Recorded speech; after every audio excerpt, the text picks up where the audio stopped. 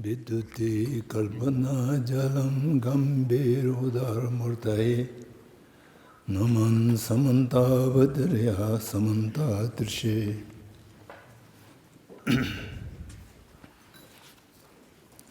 Most respected and my dear, very long time friend, Bhadanta Sangasan, venerable monks, other dignitaries in the hall, principals, teachers, and dear students. It's a great moment for me during my short trip to Ladakh to see so many people in the journey of wisdom, learning, knowledge. So, my greetings, namaskar, and adab to you all. Bhadanta Sangasan has a very kind heart to me, so he had spoken so many exaggerated things, so you should not carried away by his words.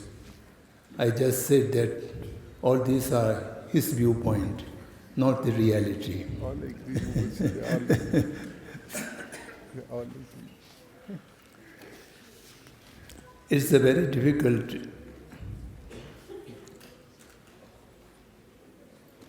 to join such an educational program because I am an uneducated person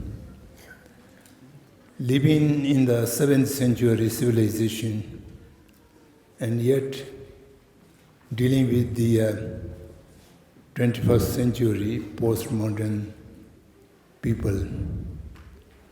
And sometimes it's very difficult to relate with each other. So you shall have to be patient and pardon for me if I have said something which is not acceptable to you.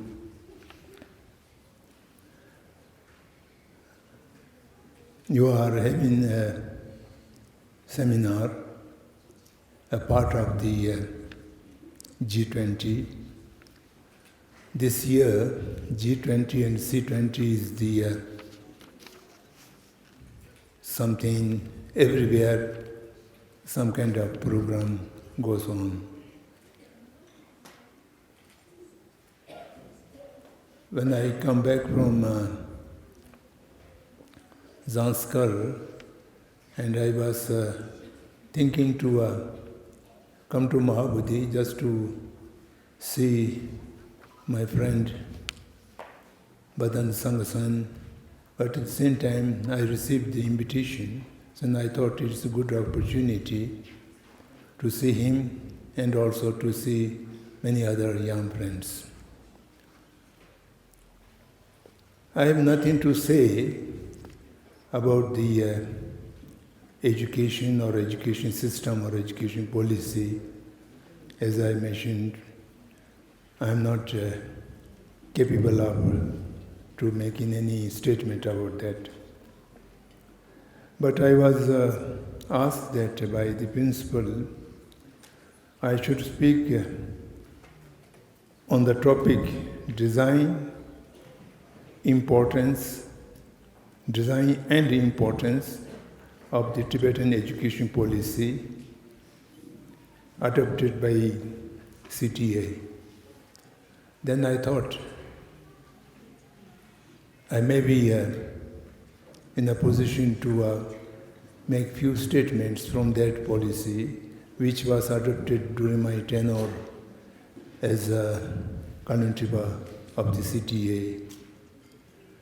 But unfortunately, 12 years have passed. I have tried and retired from the CTA, and I forgot most of the my activities during that period. And also, due to advanced age, memories also become weaker and weaker each day. So then I thought I will read out few sentences from the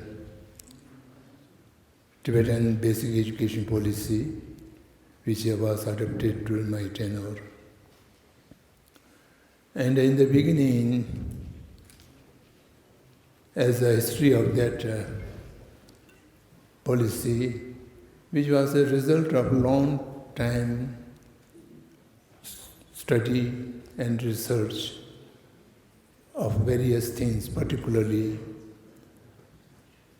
the things which had happened in India in the field of Shiksha as well as in the education, beginning from 1830s till this day. We have overviewed all these happenings before adopting the policy.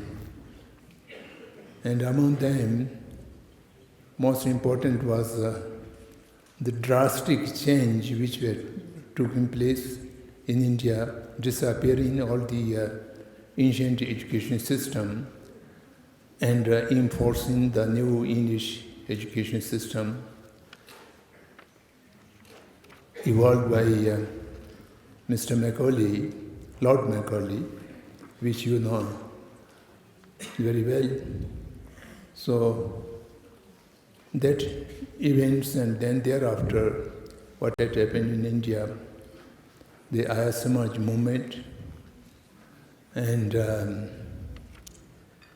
Swami Dhyananda, Swami Vivekananda, and then Aurobindo Ghosh, Rabindranath Tagore, later on Jiddu Krishnamurti, and many other important people, spiritual people have tried to re-establish the ancient Indian Shiksha Paddhati, the system. But not much success was given to anyone, particularly Gandhi's system of Navataling. And Navataling was as a result of Gandhi's very deep contemplation and with help of Rabindranath Tagore, and later on Tagore gave one person, Ayanayakam,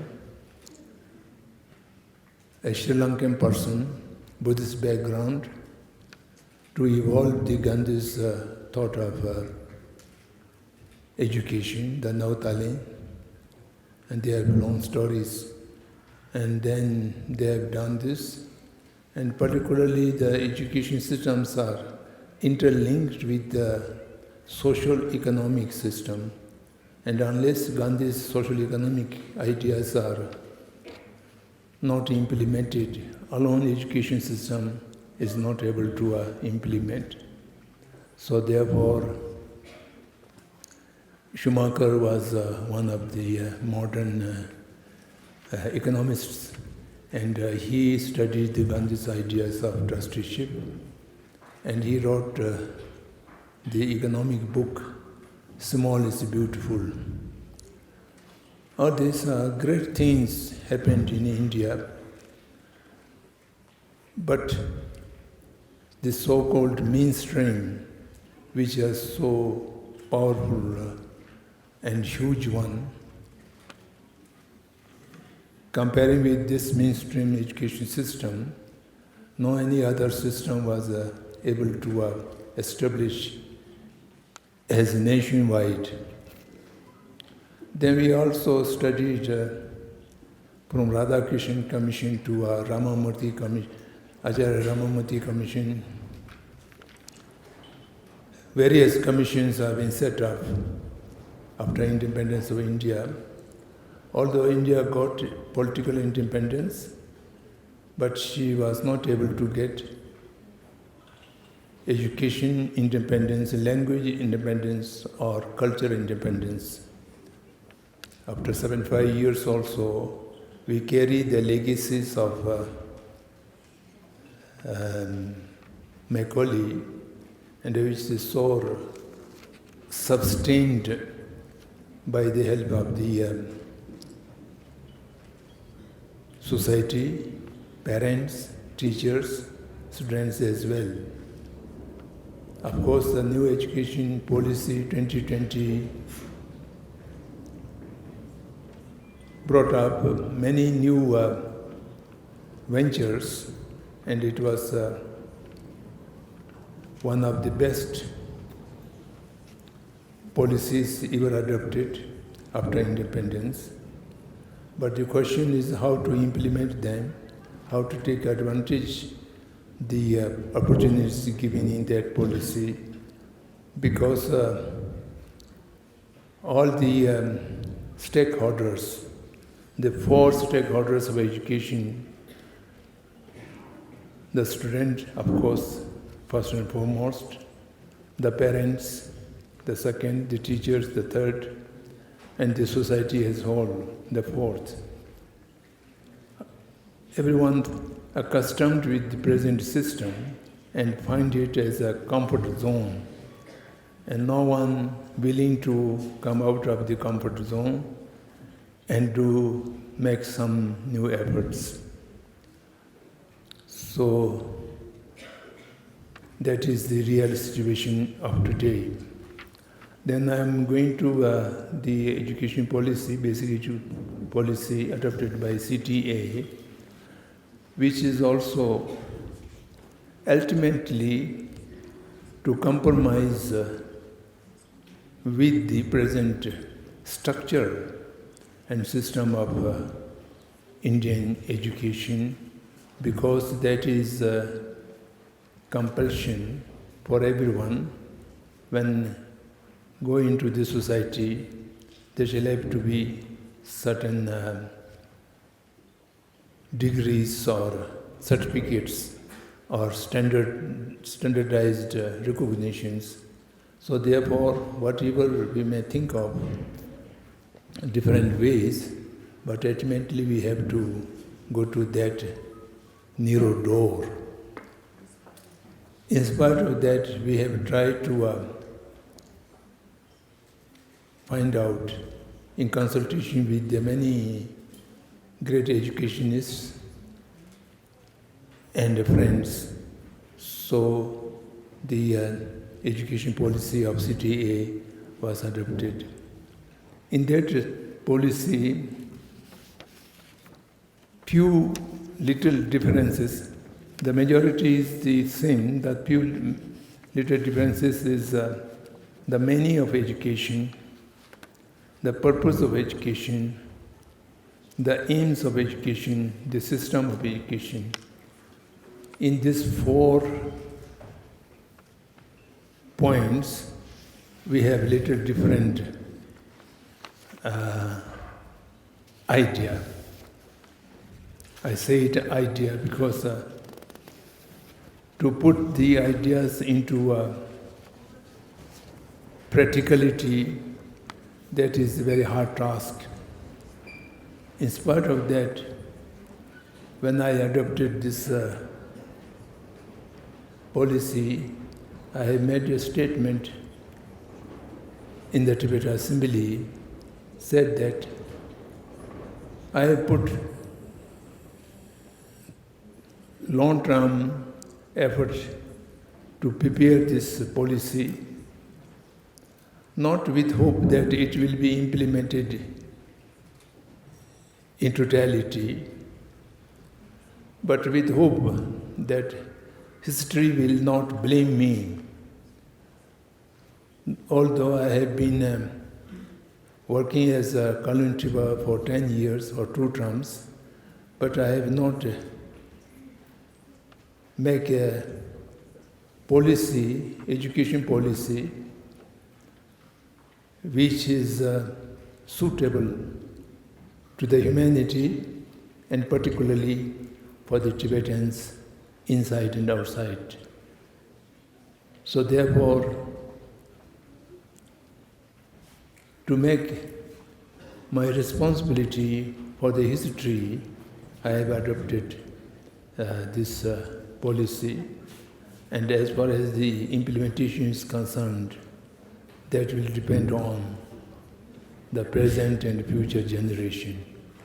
So it was later on I felt true. The implementation is so slow and so partial. So that was just a story.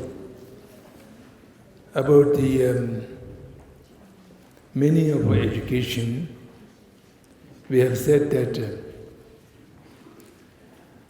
education is to be recognized as a human quality that enable understanding of external objects and phenomena, and that leads to awakening, maturing, and the completion of the potential of inner consciousness. The human inner consciousness has unlimited potential, and that was remained unutilized. So education should have to awaken that inner consciousness and to utilize its full potential. That was one of the meaning of the education. And the education is not to be recognized as merely grasping what is heard from the others. Instead, it's to be recognized as a realization of what is heard through the power of self-confirmation and actualization of what is realized through persistent contemplation. It is this a process of learning through hearing from others, self-investigation, and persistence contemplation. The ancient Indian system of education is the Shuddhi mind pragyan, Chintan mind pragyan, and Bhavana mind pragyan, threefold stage. First, you have to have the information, then that information shall have to be processed by your own contemplation and examination, and later on actualize it, realize it through deeper meditation. Education is to be recognized as a unique inner quality in which the discriminative wisdom and mind pacifying techniques are conjoined into close partnership. Pacifying and arising the wisdom should be combined.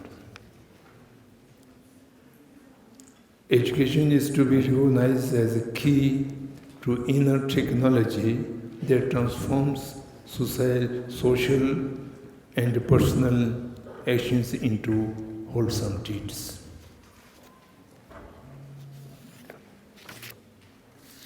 Education is not to be recognized as merely means of livelihood. Instead, it is to be recognized as a means of achieving temporary as well as the long-term welfare of the self and the others. In particular, it is to be recognized as a vehicle of social welfare and service. And finally, education is about recognizing the undesired suffering and eradicating its cause, and recognizing the desired happiness and engaging in producing of its cause. It is thus to be recognized as a means towards engaging in desirable actions and avoiding undesirable actions. So this was the what is education, what means education. So this was comprised in these few sentences. Then we talk about the purpose of education. Purpose of education is to awaken the developed human qualities of wisdom, loving-kindness, and compassion. They are different virtues of right view and the conduct, and that of the creativity and the invasions,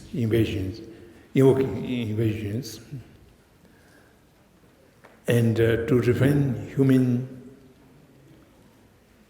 refine the human perception and sensitivities, and to initiate independent and valid investigation into phenomena and ethical spheres, thus enabling the accomplishment of personal, national, and universal goals. To empower people and nation to become self-reliant, that is, without the need to depend on the assistance or support of others, and to generate patriotic and dedicated person and other resources for achieving the cherished goals of the society and the nation. So these are defined as purposes of the education. I always remember and share with others. My late friend Jiddu Krishnamurti used to say all the time, the purpose of education is to awaken the inner intelligence of the individual, so that the person can flower in goodness automatically. The goodness cannot be imposed or dictated. The goodness shall have to be flower from within. And for that purpose, the inner intelligence of the human individual shall have to be awakened. So that is the purpose and process of education. So these are quite brief.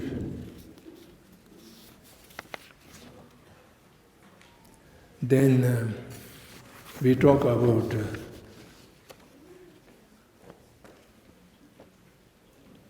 the aims or objectives. What is the aims for educating the people? In that we have choose 4 things: freedom, altruism, upholding the heritage, and innovation or change. These 4 are the basic objectives of the education. Students must be enabled to fully awaken their discriminative faculty of the mind, to be able to distinguish right from wrong. This would be empower them to be competent to make decision with freedom of thought and action, to be self-reliant in livelihood. There's to live without depending on or exploiting others, thereby ensuring their freedom of livelihood by right means, to be able to protect the freedom of the individual and community by non-violence, thereby ensuring the freedom of security. This constitutes the principle of freedom. Freedom of livelihood, freedom of thought, and freedom of security. This constitutes the objective of freedom. By embracing other beings as more precious than the self, and sacrificing the self for the service and welfare of the other persons, the noble spirit of altruism is to be generated and established. This constitutes the principle of altruism. For the sake of future generation, the environment and natural resources must be conserved for the peaceful substance of the planet. And the people must be empowered to uphold their ancient culture heritage, culture and spirit heritage. This ability to preserve culture and the environment constitutes the principle of upholding the heritage. And in relation to the general well-being of the world, in accordance with the needs of the time and place, we must be able to introduce new principles, systems, objects, philosophies, movements, and so forth. This constitutes the principle of innovation or change. So these are the basic objectives or aims of the education. Then coming to the system of education, here we do not talk about the structure, but the process of learning, there should be a kind of system.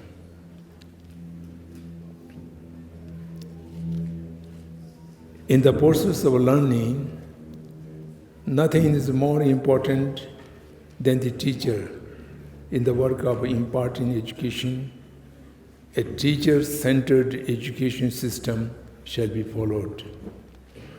Imparting the education, the system is teacher-centered. Unless and until teacher is well qualified in accordance with the education policy, then it will not be able to make the result. However, when the teachers actually undertake the work of teaching, the student-centered methodology shall be followed. In the class work, and in the class work is also, we consider it two different natures. The first is imparting the information. The second is collective learning. Teacher, student should learn collectively. And by that system, then in that particular moment, the system should be student-centered. Students are more important to be considered than the teachers. And then third is, the system of third is the medium of instruction. Medium of instruction should be one's own language. In the Western countries, it is used mother tongue. So I occasionally use the biological language. By our birth, our body has a special conditioning or capacity or potential to speak certain particular language, and that is one's own language. And learning, thinking, and speaking in that language is natural. All the rest is artificial. So, Madam instruction is must be biological language of one's own. It may be feasible, it may not be feasible immediately, but long-term aim should be this. Then secondly, all the learning and teaching process should be combined with the teaching of the system of pramana nyaya, valid cognition methods. The logic is the most important tool of the education system. Unless the student is enabled to inquiry, examine, analyze the things through different kind of logical system, rationality and reasoning.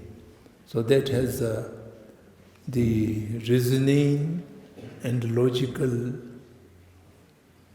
subject is well advanced in India. There are Buddhist logic system and non-Buddhist logic system, particularly the Nayaks and Nayavisheshakas. They have so very advanced system of logic. There should be a part of the entire education system. It may be mathematics, or it may be geography, or it may be anything. But with that, the logic system should be imparted. So these are some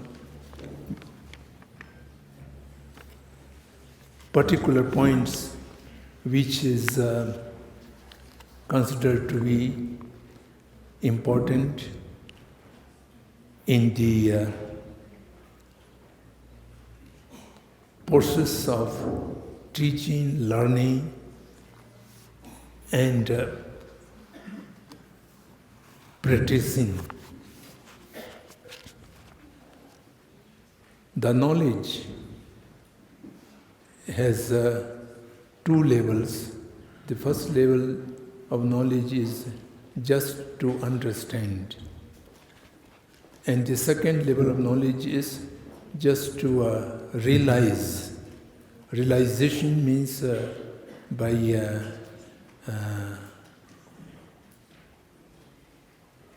observing the things internally, and then there will be a kind of knowing the thing, not as different from the different between the subject and object.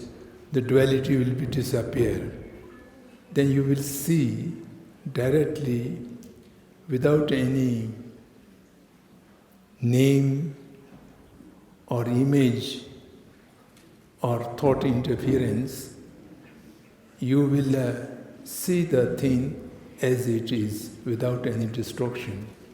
That is the real wisdom. And to reach to that real wisdom, the logical process is most important. Logical process is most important to increase your sensitiveness and also your power of analyzation, your power of examination, and as well as to sustain the memory of what you have learned. So these are the few things which the basic education policy adopted by CTA. And then we make a model school for that. And in that model school, many methods of teaching and learning process which are being brought from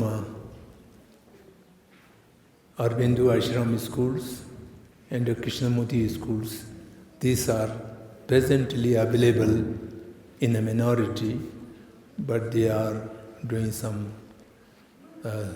basic difference of ways to learning procedure.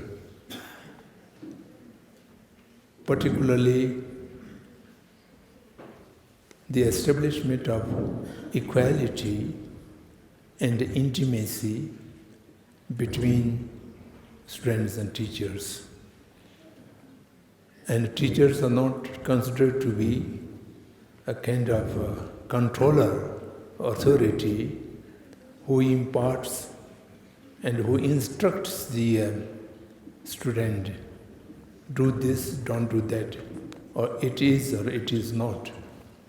Whatever question comes, the student and teacher should join together and make establish dialogue, and through dialogue a process of inquiry is established, and not in a hurry to find a conclusion or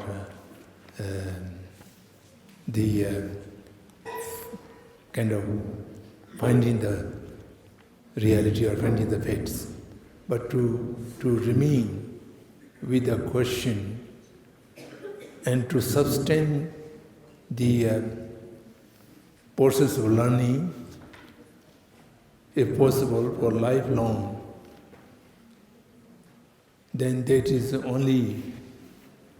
the real process of education or process of learning. Again, I remember the frequently uttered by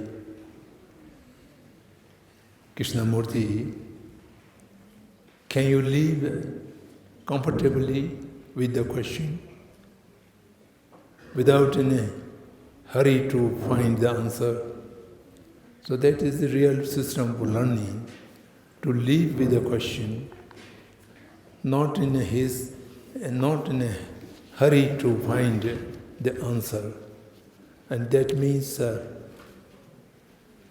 brain and the heart shall have to be work together jointly, and similarly the teacher and the student shall have to work together through a collective learning and through intimacy of heart and mind. So by that way, the real situation or real phenomenon, what as they exist, can be discovered and realized. Students not led to accept the things, but they should reach to the knowing the things. Accepting is at many times accept what has been told by the teacher, what has been written in the textbook. The students think it is or it is not. The Buddha have intentionally and specifically instructs the followers, don't accept my words because of you have proud or you have faith or respect to me. What I have said, you should be examining it from yourself. As the goldsmith examines the purity of the gold by cutting it, by rubbing it, or by burning it in the fire. So this kind of examination, whatever I said, you should examine through logic processes, through rationality, and from reasoning. And by that way, what you find the reality, that should be accepted, otherwise not. So this is, I think, the real situation of education process which we need to be follow in the present day as well. So I think I have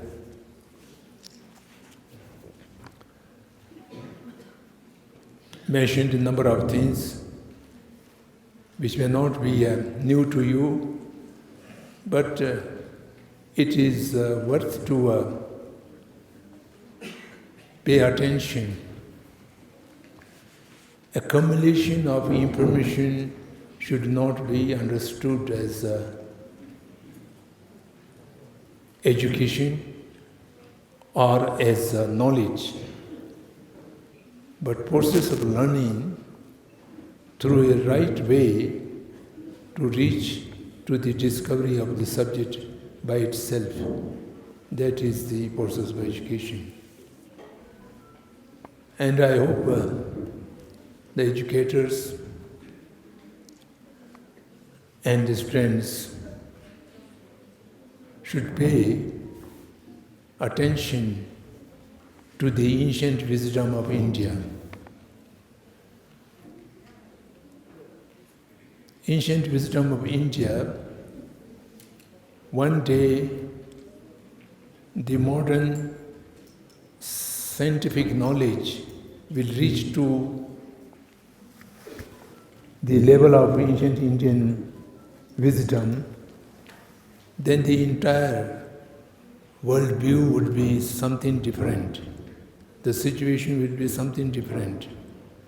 The humanity is facing a number of challenges at this moment.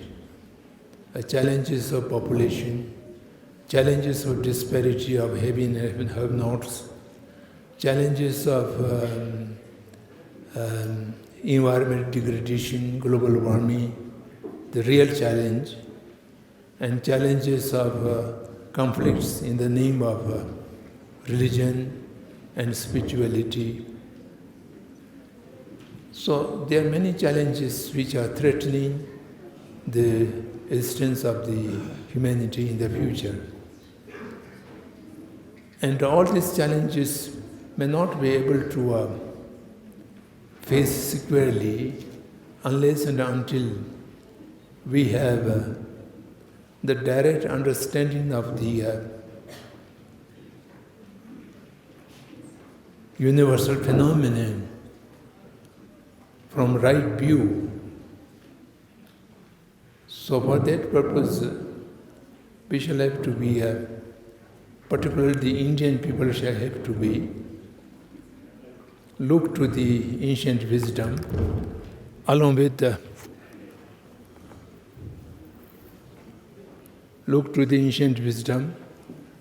the modern scientific knowledge. Binobai has said that the scientific knowledge reached to the ancient Indian wisdom, then the world would be entirely different. And in the beginning, I used to oppose him, criticize him. It may not be possible. But during last 40, 30 years, I experienced that His Holiness the 14th Dalai Lama's sustained and continued dialogue with the modern scientific people.